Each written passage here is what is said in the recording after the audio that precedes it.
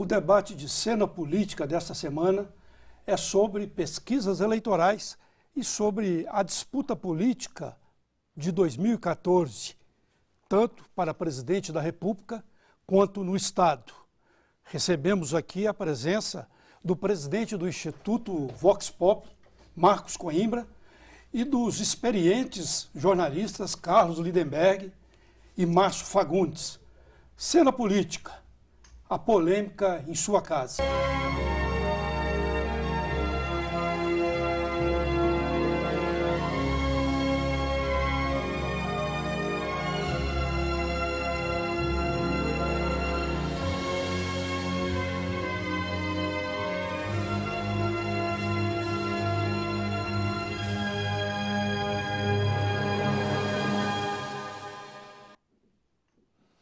Olá, sou Carlos Barroso com mais um debate de cena política.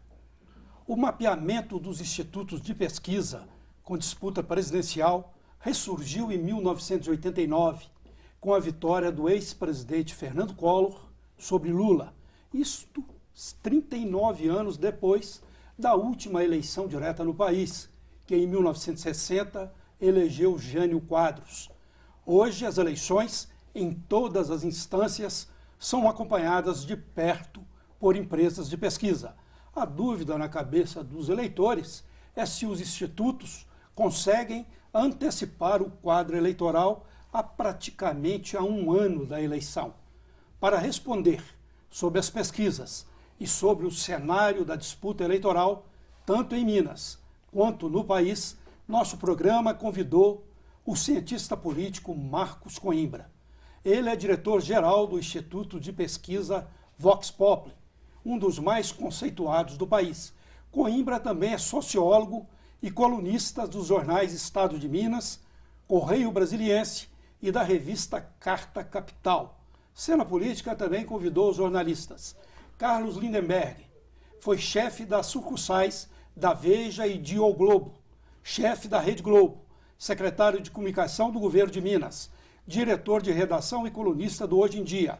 Atualmente é comentarista político da Itatiaia, da Viver Brasil e do jornal Tudo. Márcio Fagundes atuou como repórter em O Globo e Folha de São Paulo, entre outros. Foi secretário de comunicação do governo Hélio Garcia, colunista do Hoje em Dia durante 15 anos. Marcos Coimbra, o primeiro Cena Política que a gente gravaria aqui teria sua presença, tanto pelo seu conceito e do Instituto de Pesquisa Vox Populi que você dirige, mas por problema de adiamento e depois de agenda, só hoje nós estamos tendo o prazer de recebê-lo aqui. O prazer é todo meu. Eu queria começar te perguntando o seguinte: há muita dúvida na cabeça do eleitor sobre pesquisas há um ano, há praticamente um ano da eleição, se não é manipulação, se os números conferem realmente. E a gente já teve até, agora nos últimos 15 dias, duas pesquisas presidenciais, pesquisas sobre a eleição presidencial. Uma do Instituto Datafolha e outra do Instituto que você dirige. Como é que você está analisando esses números das duas pesquisas que diferem entre 10 dias, né? Uma diferença de 10 dias, e inclusive a pesquisa do Vox Populi mostrou uma situação até de queda da Marina, diante da pesquisa Marina Silva, a ex-ministra, que aderiu ao Eduardo Campos, ao PSB, mas ela já teve um número mais reduzido no Instituto Vox Populi diante do Instituto Datafolha. Olha, toda pesquisa feita com muita antecedência está sujeita às coisas que podem acontecer nesse período que vai até a eleição. A Dilma, no início deste ano, tinha uma vantagem muito grande. Chegava a 60%. Ela estava assim, muito folgada. Depois, todo mundo se lembra, com as manifestações que aconteceram em junho e até meados de julho, ela teve uma queda muito grande. Então, tudo isso pode acontecer, não exatamente isso, mas coisas desse gênero podem voltar a acontecer. As pesquisas mostram uma situação atual. Elas têm uma certa capacidade preditiva, Mas é claro que muita coisa pode acontecer. Mas há um ano da eleição, depois você pergunta, Márcio, qual é o mais importante? A pesquisa estimulada ou aquela pesquisa espontânea, né, que normalmente não sai muita, né? Na verdade, medem coisas diferentes. A chamada pergunta espontânea capta o que seria, digamos assim, o recall, a lembrança espontânea que as pessoas têm dos nomes que podem disputar a eleição. A pergunta estimulada serve para ajudar o entrevistado a se situar num quadro mais realista. Ele vê os nomes, ele sabe a que partidos pertencem aqueles possíveis candidatos e reage em função disso. Na verdade, não é que uma coisa é melhor do que a outra. São duas informações diferentes e a leitura simultânea, complementar de ambas, ajuda a pintar um retrato melhor. Antes da sua pergunta, Márcio, que você estava engatilhado aí, eu queria pedir ao nosso diretor Wander para ver se tem condições de colocar a pesquisa presidencial do Vox Populi e do Datafolha, para a gente até debater em cima dos possíveis números. Bom, faça a sua pergunta, Márcio. Na minha pergunta, Marcos, é bem didática. Gostaria que você explicasse para o telespectador como é que se dá essa relação entre a empresa de pesquisa de opinião pública e o cliente. Que eu tenho para comigo que a pesquisa é um produto, alguém paga por ela. Claro. Como é que se dá essa relação? Comercial, né? O que se cobra? O que é esse universo de 2.000 pessoas, por exemplo, que se usa para pegar o Brasil inteiro? Quanto se pega em Minas, em outros estados? Como é que é essa metodologia? Explica para o telespectador, eu também tenho essa curiosidade. Como é que se dá essa relação? Bom, nas campanhas eleitorais em praticamente o mundo inteiro, existe pesquisa de intenção de voto, pesquisa que caracteriza como que o eleitor está pensando sobre questões de economia, de política, de meio ambiente, de tudo. Esse tipo de trabalho é feito no âmbito do projeto de comunicação da campanha, que é uma forma de fazer com que o eleitor, a impressão, a voz do eleitor, chegue à campanha. A pesquisa é um instrumento pelo qual a campanha conhece melhor o sentimento do eleitor e também a intenção de voto. Elas são contratadas pelas campanhas e nós temos uma legislação que faz com que, na prestação de contas das campanhas, apareça quase sempre lá a rubrica pesquisa de opinião. Então, isso é uma coisa. A outra é pesquisa feita para informação pública. Normalmente, quem contrata essas são os veículos de comunicação, emissoras de televisão, jornais, revistas, etc. No Brasil, não existe, digamos, uma regra que proíba a prestação simultânea dos dois serviços. Você pode ser contratado por uma campanha e por um veículo de comunicação. À medida que o tempo está passando, isso está ficando um pouco, vamos dizer, está sendo mais discutido, porque muita gente acha que não é adequado haver essa prestação simultânea, porque alguém pode suspeitar que o instituto que está trabalhando para um determinado candidato possa ter algum interesse em fazer com que ele se saia melhor do que o adversário na hora de divulgar. Mas é isso, quer dizer, nós temos já longo, como estava lembrando o caso, nós já temos muitos anos de pesquisa eleitoral moderna no Brasil e não há nenhum caso, digamos assim, conhecido de um escândalo, de um problema que tenha acontecido desse gênero. O Marcos Coimbra, nessa linha que o Márcio levantou da explicação didática para o telespectador, por que os institutos, os números diferem tanto de um instituto para o outro? Como lembrou o Barroso, agora recentemente, o Vox deu um percentual de intenção de votos para a Marina que não coincide com o do Ibope ou com o do Datafolha, por aí vai. Por que essa diferença? Qual a metodologia que difere a intenção de votos do Vox Populi, por exemplo, para o Datafolha, que foi dois grandes institutos? A diferença principal entre a metodologia que o Datafolha usa e que a maior parte dos outros institutos adota é o sistema de entrevista. no Datafolha, é feita entrevista nos chamados pontos de fluxo. Então, o entrevistador do Datafolha se desloca para um lugar, pode ser na porta de um shopping center, de uma igreja, de um cruzamento no centro na Praça 7. A gente está tendo até um primeiro quadro do Datafolha. A Dilma está com 42, o Aécio com 21 e Marina com 15, né? Essa pesquisa foi 10 dias antes da sua, né? Se puder até trocar o quadro. Agora já entram lá Dilma, Marina e Aécio, né? Então, exatamente isso que eu estou perguntando, né? Porque há essa diferença de votos, de intenção de votos. Bom, então voltando. O Datafolha faz pesquisa desse jeito, na rua. Na rua. O IBOP, nós e a maior parte dos outros institutos faz pesquisa no domicílio. Tem vantagens e desvantagens nas duas metodologias. O problema da pesquisa feita em ponto de fluxo é que ela não pega as pessoas que se movimentam pouco, as pessoas que tendem mais a ficar em casa. Pessoas mais velhas, donas de casa, pessoas que ficam mais na sua vida privada. As pesquisas do IBOP e nossas pegam, em princípio, todo mundo, e não apenas aquelas que estão andando pela cidade. Adicionalmente, no Datafolha tem um problema, que eles admitem, de cobertura de população que vive em zona rural e em cidades muito pequenas, que tem a ver com essa coisa de fazer pesquisa em ponto de fluxo. Onde que existe um fluxo de morador de zona rural? Só se for na rodoviária. Então você não tem a própria sistemática de entrevista faz com que a representatividade na amostra para esse segmento seja menor. Mas, Marco, é por isso que as pesquisas do IBOP e as nossas ficam muito parecidas. A queda na intenção de voto da Marina antes dessa nova coligação dela, na verdade, quando ela foi para o PSB, a queda mais intensa tinha sido constatada pelo IBOP.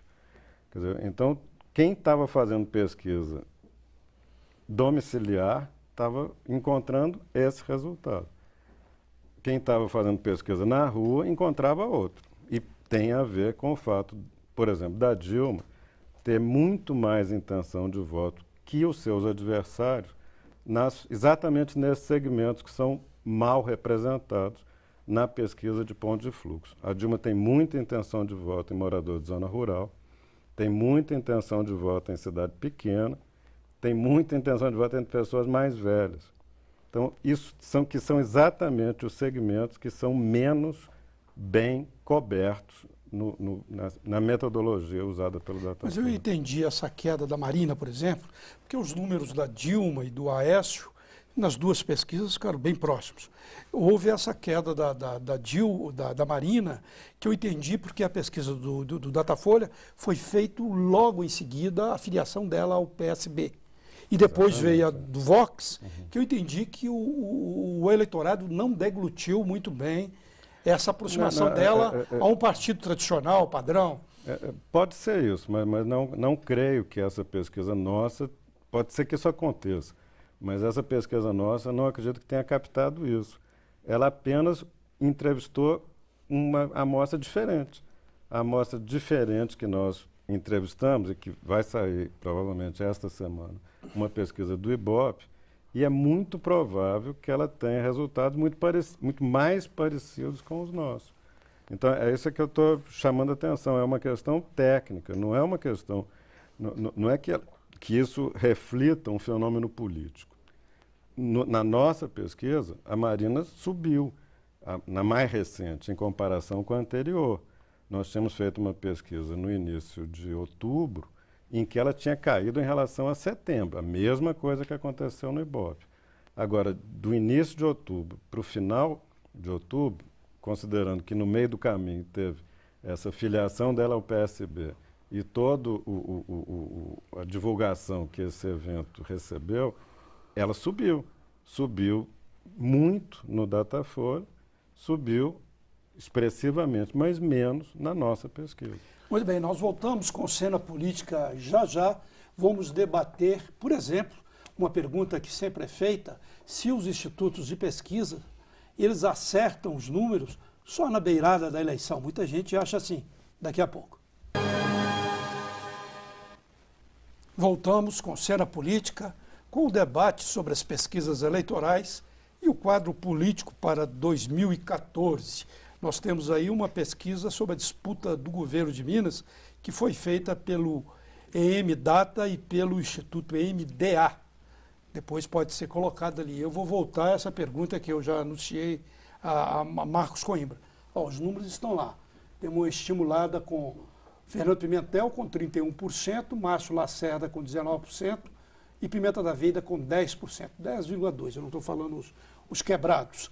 E já tem outro quadro, que já está o Fernando Pimentel, Pimenta da Vida e Clésio Andrade. Os números estão aí, 39, 12 e 8. Deixa eu interromper, desculpa. Você acha que esse quadro está consolidado no plano nacional, com a Dilma, o Eduardo Campos e o Aécio? Você acha que está consolidado? Você acha que é possível haver grandes alterações? Há um ano das eleições? Não, eu acho que definitivo não é. É o quadro mais provável. Acho que todo mundo concorda com isso. Do lado do PT, eu acho que é inquestionável a candidatura da Dilma, a não ser que alguma coisa muito extraordinária e nova aconteça.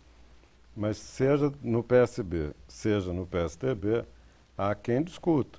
E pode ser que nem Eduardo Campos e nem Aécio sejam os candidatos de seus partidos.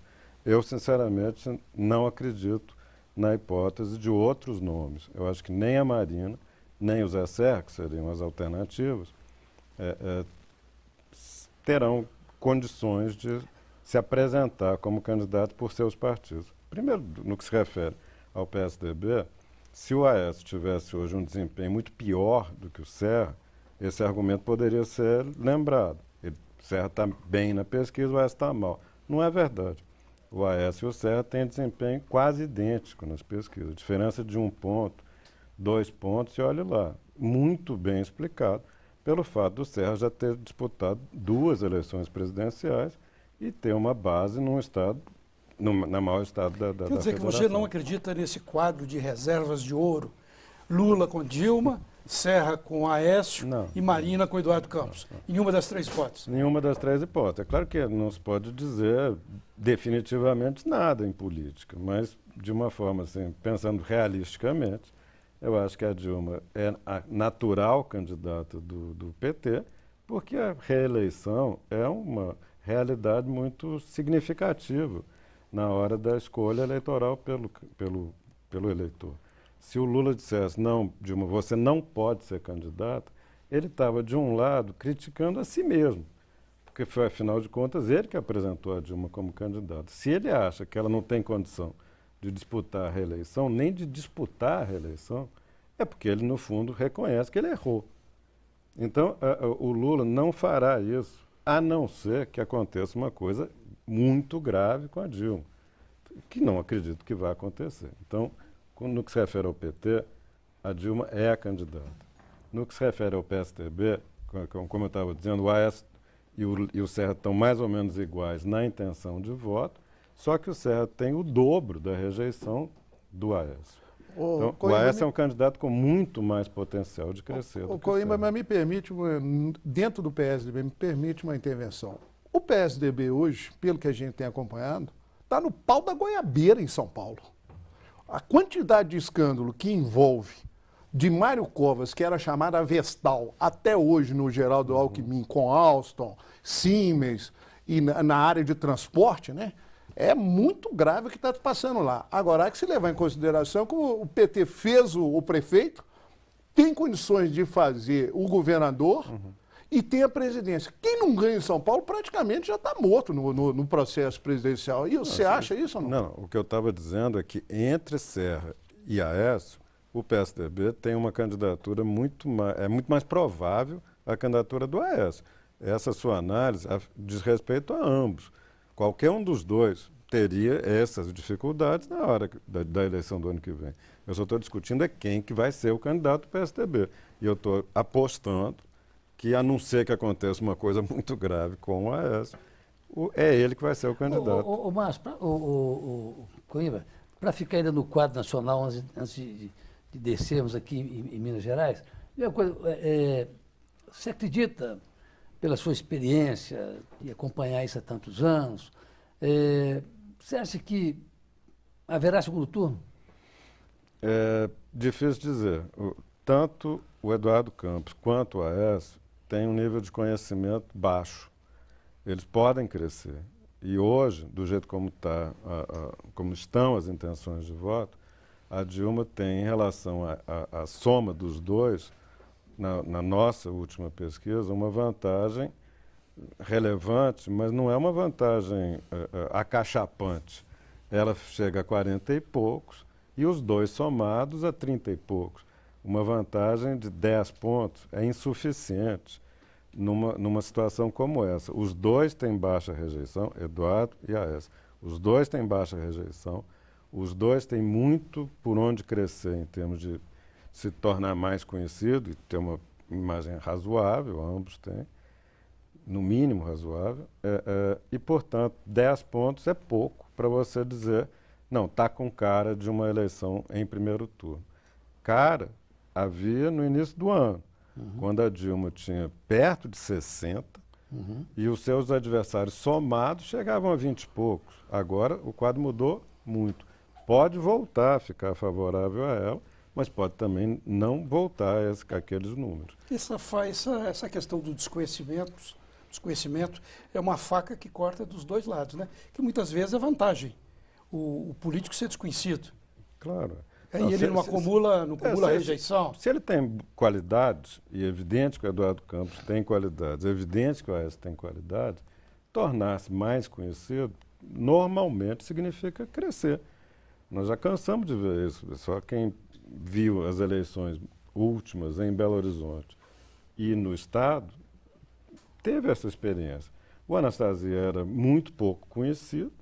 Quando se tornou mais conhecido durante a campanha, começou a crescer, e cresceu assim, exponencialmente no final, ganhou folgado do Hélio Costa no primeiro turno, coisa que não parecia possível antes, mas tinha a ver com esse fato dele ter muitas qualidades e ser pouco conhecido.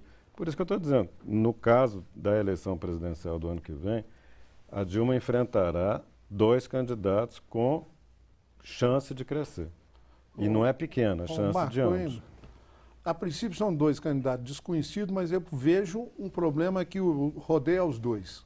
Eles não têm uma proposta ainda conhecida, porque a pessoa não vota só por fulano ser neto de Arraes ou neto de Tancredo. Você vota de acordo com um projeto de governo que venha a calhar com o seu sentimento e tal.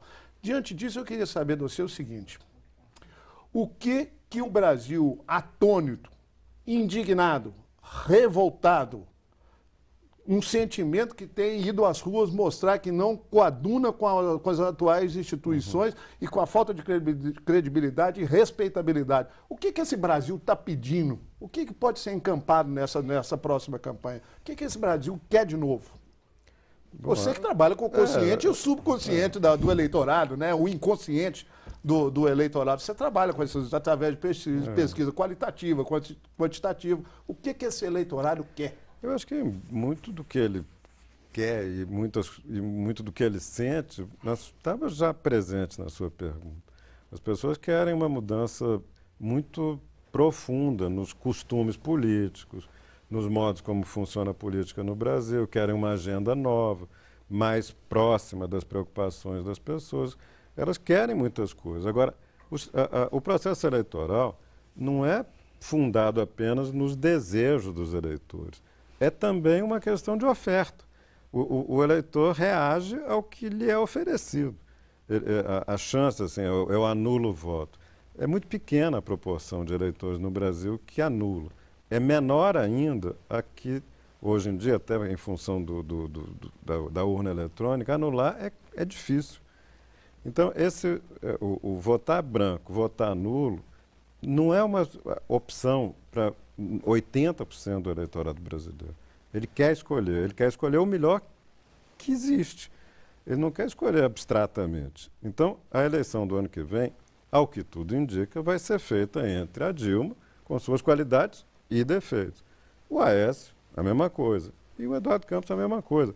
É possível que o eleitor simplesmente não encontre no cardápio, na lista que está na urna eletrônica, o que ele mais gostaria de encontrar. Ele vai ter que fazer uma escolha dentro do possível. E quem lhe oferece é o sistema político. Você acha que esse cardápio hoje não satisfaz o eleitor? Um cardápio, digamos assim, sem uns elementos que, voltando à fala dele, uns elementos que foram às ruas, elementos que eu digo, pedidos, reivindicações? Eu acho que uma parte grande do eleitorado brasileiro não está se sentindo representada. Não se sente representada no legislativo e não se sente representada no executivo. Nos diversos níveis. Nos diversos níveis. Quando se fala nisso, se pensa no Congresso Nacional ou na Presidência da República. Eu acho que não se sente representado, nem no Executivo, nem no Legislativo, mas nos diversos, e às vezes até no Poder Judiciário também. Então ele não se sente representado em um dos três poderes nos seus diversos níveis. Aqui em Belo Horizonte, no Governo do Estado e na Presidência da República. Acho que... Não, concordo totalmente com o seu comentário. Eu acho que nós estamos vivendo uma crise de representação. E não é só no Brasil, essa sensação de desagrado, de desconforto com o sistema político existe no mundo inteiro. Muito bem, vamos dar um intervalo e voltamos já com cena política e focando o debate, a discussão, agora em Minas Gerais. Já mostramos há pouco o quadro da disputa aqui no Estado. Vamos voltar com esse quadro e com nossos três convidados debater as eleições mineiras. Já. De volta à cena política, focando mais em Minas Gerais, nesse pega para capar aqui no Estado. Coimbra, eu vou falar aqui rapidamente essa pesquisa que é do MDA, em tempo, sobre esses cenários. Fernando Pimentel sempre na frente. 31 contra 19 de Márcio Lacerda, ele com 36 contra 12 de Pimenta da Veiga, e Pimentel também com 42 contra 8 de Clésio Andrade. Parece que, sem dúvida, o PT já colocou o bloco na rua e é natural que o candidato, o ministro, vá à frente nas pesquisas. Mas como você está analisando o quadro, a perspectiva desse quadro, como é que vai chegar? Eu acho que o Pimentel está começando com uma nítida vantagem e, no meio político, ele é considerado favoritíssimo. Até porque ele é um candidato natural de um lado e não existe uma candidatura natural do outro lado. Digamos, o outro lado representado pelo grupo político que controla o governo do Estado há muitos anos. Tem uma candidatura que parece que está se sobressaindo, né, do ex-ministro Pimenta da Veiga. Não, acho que no meio político é considerado o nome mais provável na chapa do PSDB. O Pimenta tem muitas qualidades, mas ele também passou muito tempo fora de Minas, morando fora do Estado, atuando profissionalmente e até fora de Minas e com uma pequena atuação até na política mineira. É por isso que eu estou dizendo que não existe uma candidatura natural. Ao contrário, quando o Aécio terminou o segundo mandato, havia uma candidatura natural do vice-governador que poderia sucedê-lo. Você acredita que essa vantagem que o Pimentel está apresentando nessas primeiras pesquisas sobre a sucessão estadual, essa vantagem considerável, por sinal, ela tem a ver com o clima interno do PT neste momento, ou seja, o PT que sempre brigou, não é? E perdeu a prefeitura na última eleição porque brigou. Né? Você acha que tem a ver com essa certa unidade do PT agora ou não? Eu acho que tem, né? Quando eu disse que era uma candidatura natural, é também por isso. O PT está unificado, muita gente acha que está na hora de dar uma chance para esse outro grupo que durante tantos anos fica disputando a eleição, mas nunca chegou no Palácio da Liberdade. Em suma, tem uma candidatura natural e não tem do outro lado. Essa é, em grande parte, a razão que faz com que essa vantagem do Pimentel nas pesquisas, mesmo considerando a distância, tem que ser vista como uma vantagem relevante, apesar de tudo. Não esquecendo que o Pimentel ainda tem por onde crescer, porque ele também é um político com uma presença e um nível de conhecimento muito maior na capital, na região metropolitana e nessa região central de Minas, do que no Triângulo, do que no Vale de Jequitinhonha, do que na zona da Mata, enfim, ele tem por onde crescer. Estou dizendo que os outros também, ele mas sabe ele disso, pode. porque ele começou a andar por todas essas regiões que você falou aí agora. Ele está viajando pelo norte de Minas, está viajando pelo Triângulo Mineiro, está viajando É natural. Bucurí, ou seja, ele está teleguiado por essas informações e está realmente caminhando muito. Coimbra, eu quero dar uma virada na nossa conversa aqui, para você fazer uma avaliação. Eu fui procurar seu nome no Google e vi o que se fala de você, como todos nós. Tem gente que aplaude, tem gente que atira. E eu queria saber de você qual a importância da rede. Nós estamos citando já alguns prováveis candidatos aqui em Minas, todos eles têm algum rabo que chega próximo da Praça 7, e essa coisa vai vir muito à tona agora nas eleições. Qual a importância da rede social nessa próxima eleição, você acha? É difícil estimar, mas eu acredito que vai ser, que vai ser maior do que nas eleições anteriores, é óbvio. Né? Cresceu muito a quantidade de pessoas que usam as redes sociais frequentemente e provavelmente isso vai se refletir na eleição. Até agora, nós não tivemos nenhuma eleição brasileira relevante decidida pela rede. Nas redes sociais. Mas está cada vez aumentando mais a influência dela. Eu acho, é puro, vamos dizer assim, especulação, que nós teremos um papel muito relevante na eleição do ano que vem.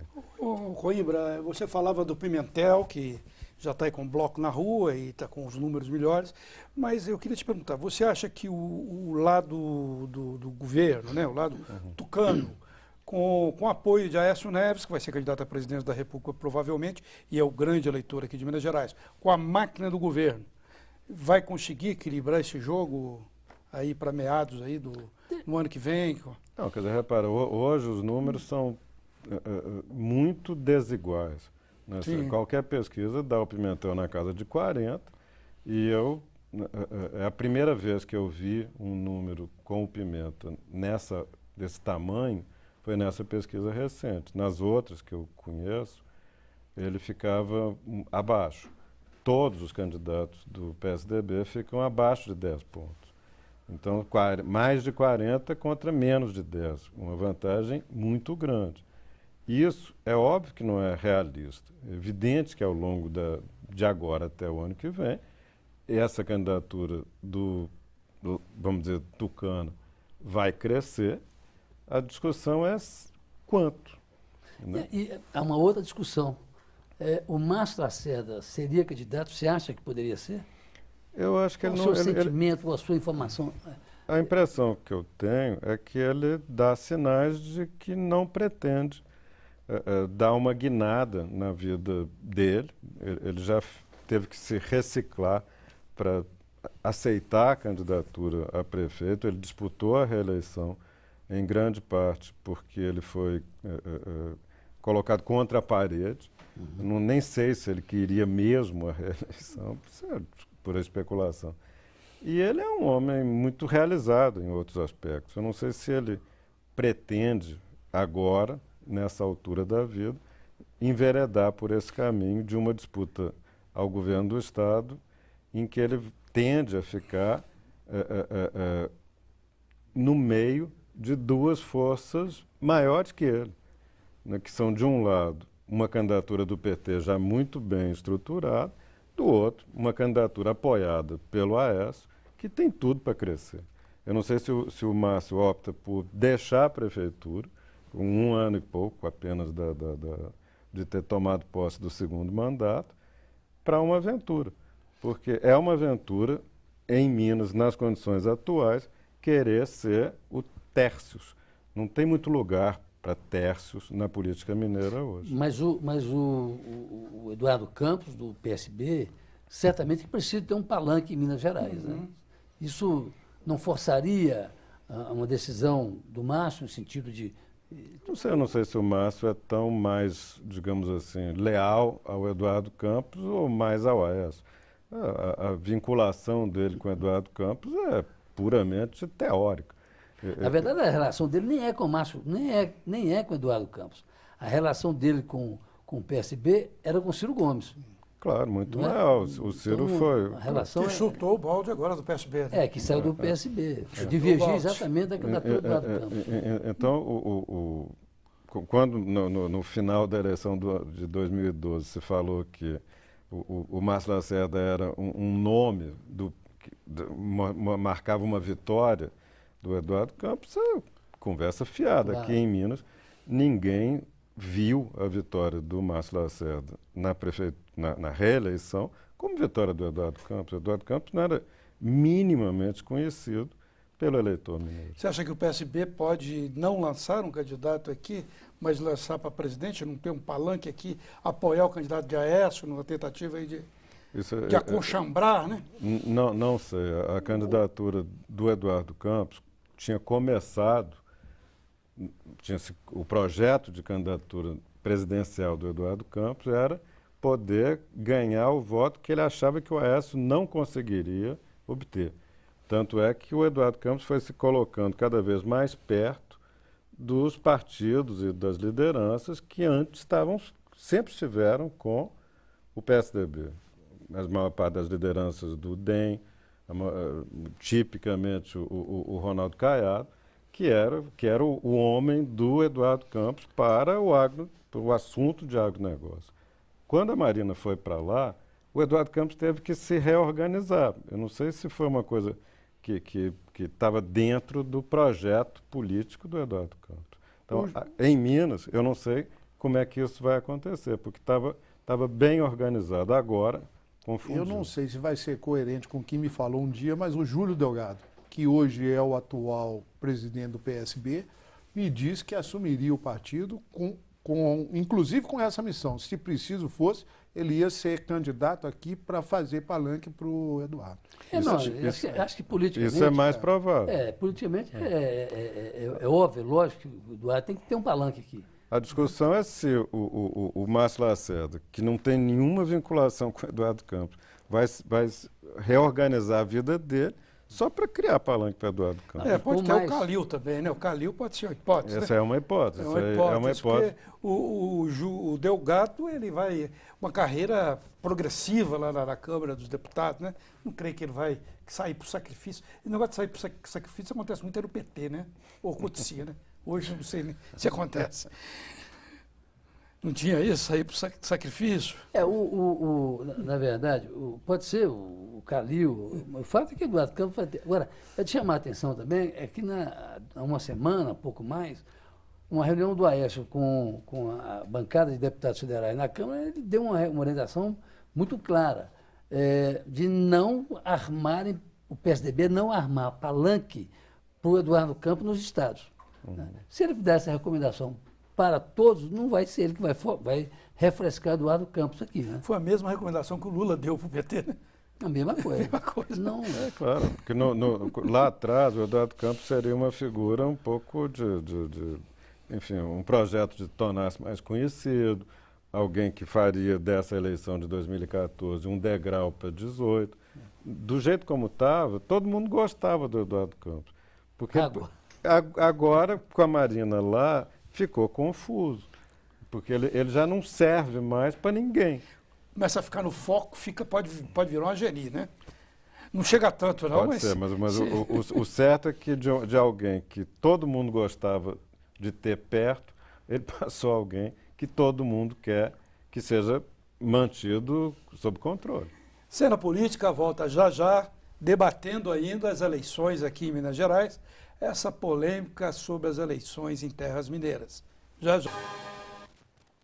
De volta à cena política, debater nas eleições em Minas, eu já queria emendar com uma pergunta a Marcos Coimbra, no sentido assim, desse quadro ainda do lado dos tucanos.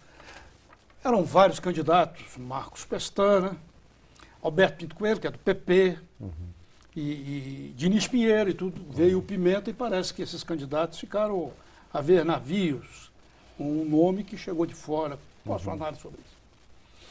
Eu acho que eu não conheço detalhes do processo de decisão dentro do PSDB. O que eu acredito é que as principais lideranças, dentre as quais fundamentalmente o senador e o ex-governador Aécio, ele deve ter considerado que os outros nomes estavam com um desempenho muito fraco.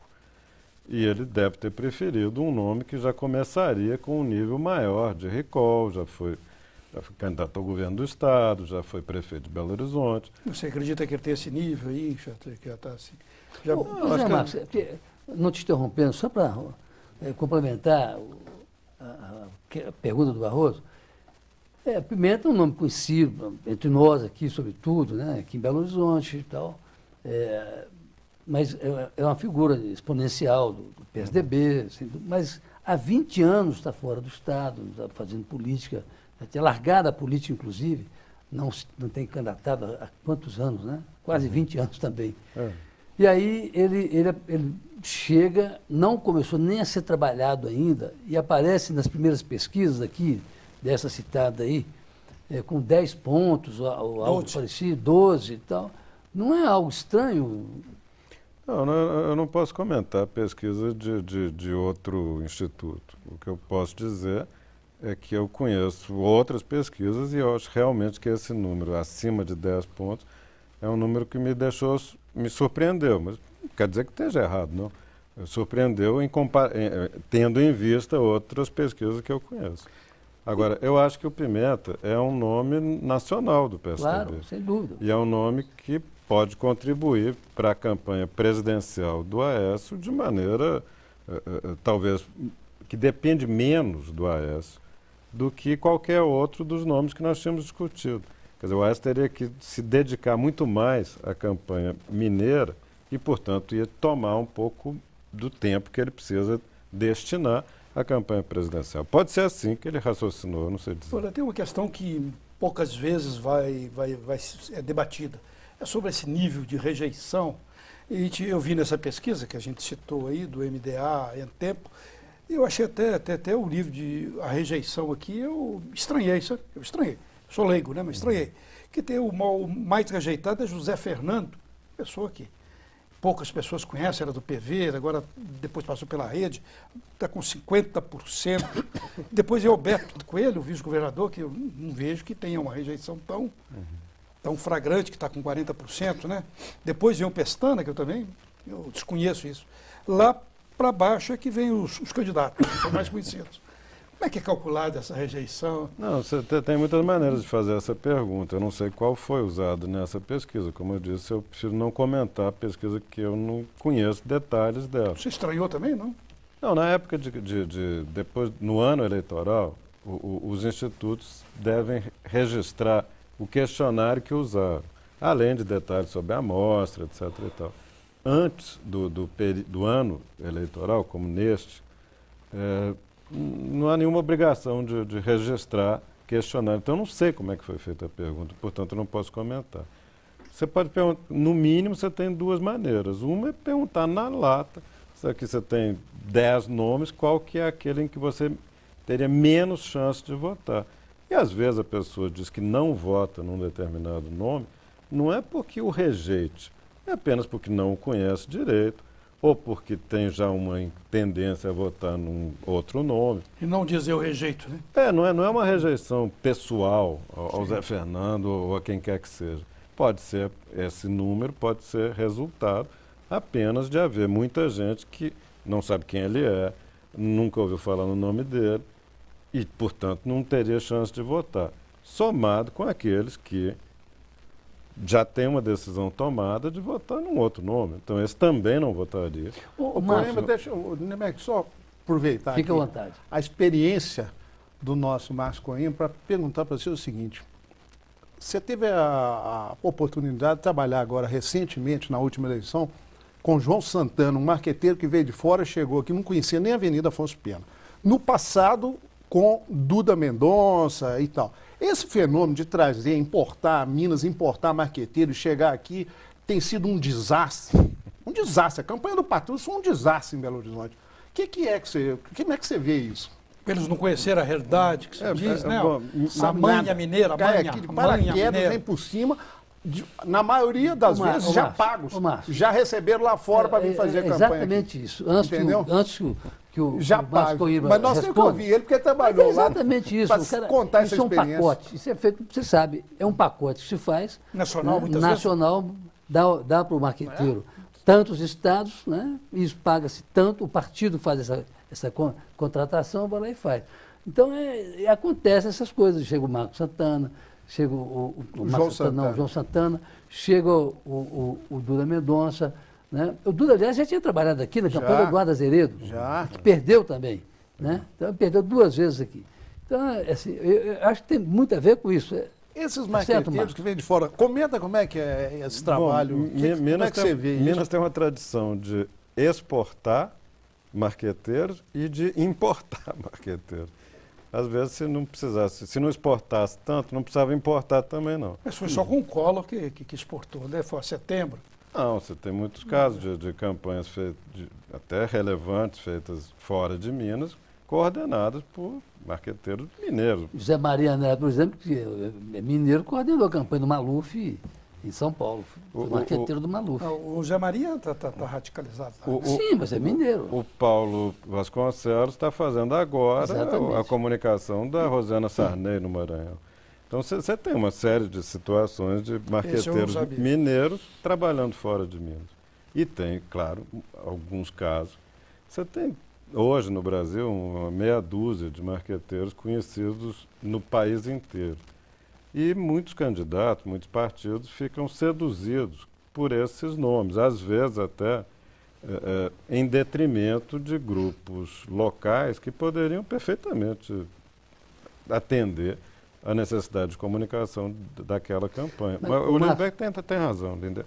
No caso do PT nacional, a decisão com relação ao João Santana na última eleição teve a ver com o sentimento de que o PT nacional tinha que oferecer ao PT mineiro o melhor nome possível.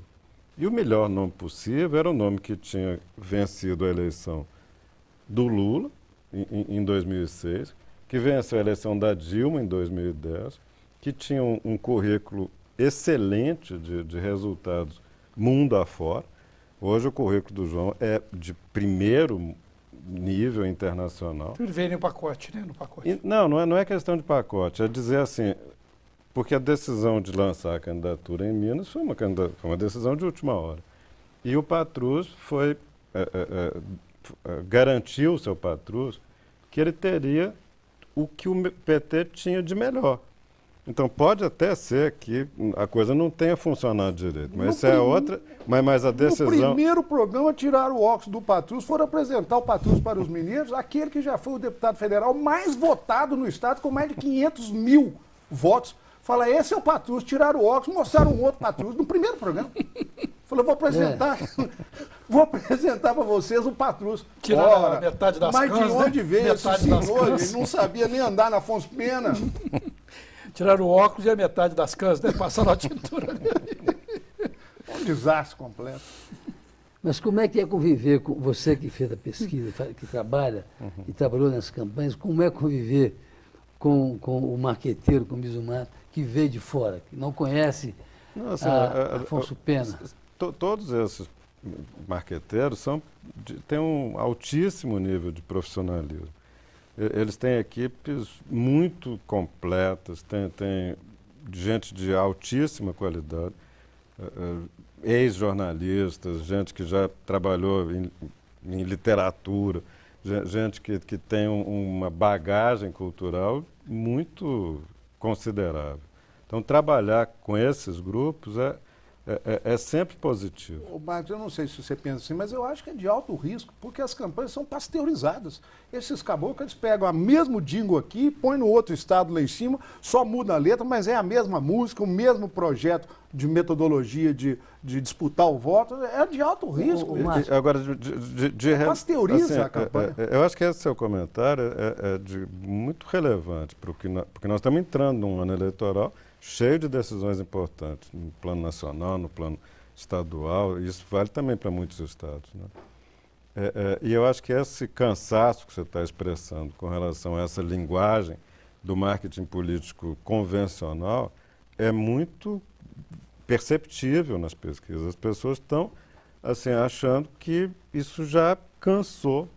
E quando nós falamos mais cedo um pouco sobre a influência de redes sociais, etc., na próxima eleição, acho que em grande parte tem a ver com isso. Você acha que essas manifestações podem até mudar essa linguagem, podem pelo menos influenciar para a mudança?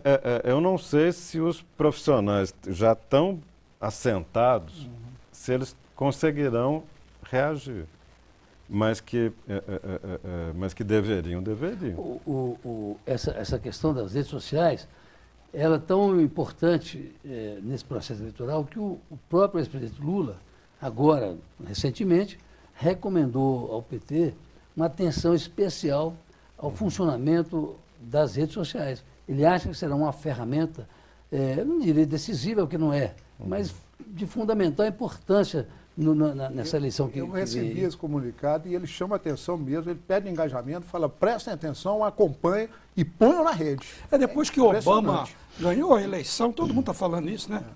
O Aécio disse a mesma coisa há pouco tempo, fundou um grupo voltado às redes sociais, eles acham que tudo vai repetir como o Obama. Eu acho que o Obama repetiu de uma maneira nos Estados Unidos. Aqui não, repetiu na rua, foi para a rua.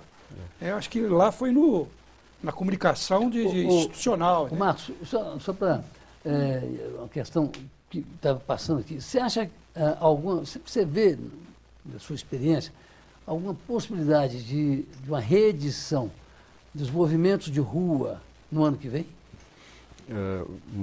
Reedição nunca é igual. Né? Tem uma velha frase do... Só repete como farsa, né? Diz a história, só repete como farsa. Mas eu não sei se é o caso, mas que as condições para, vamos dizer assim, uma nova onda de manifestações está dada. Né? As condições estão dadas. Nós vamos ter a Copa do Mundo, que vai fazer com que essa mesma visibilidade que nós tivemos este ano se repita no ano que vem.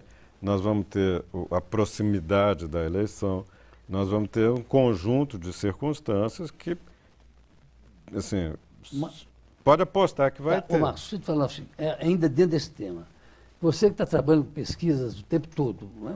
O ano todo, todos os meses, todas as semanas e quase todos os dias, mas por que vocês não captaram esse sentimento de rebeldia, de indignação, ou que nome tenha, e pegou todo mundo de surpresa? Pegou a presidente da República, você prestava serviço lá, não sei se da pressa, o governo do Estado foi pego de surpresa, todos pegos de surpresa. Ninguém captou isso.